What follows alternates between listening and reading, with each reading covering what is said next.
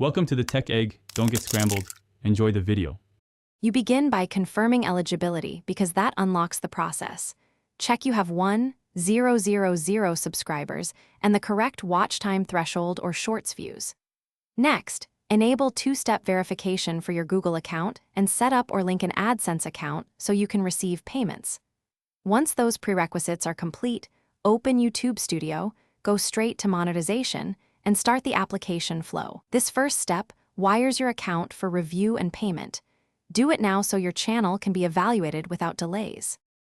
Now you handle the detailed execution that determines approval speed and revenue share. Fill out tax forms and choose your payout threshold in AdSense, and confirm your preferred payment method. These details prevent later payment holds. Make sure your channel audience settings are accurate and audit videos for reused content or anything that might block monetization. Once done, resolve content ID claims, clean up metadata and thumbnails, and submit the channel for review.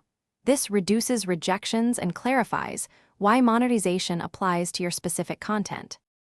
When your channel is approved, you must enable ads on existing videos and choose ad formats that suit your audience. Also enable memberships and super chat if eligible to diversify income.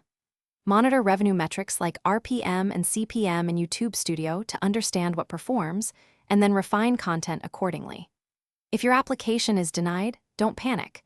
Read the review feedback, fix the cited issues, copyright, reused content, or metadata, and reapply after the mandatory wait. If payments stall, check AdSense holds and two-step verification settings immediately.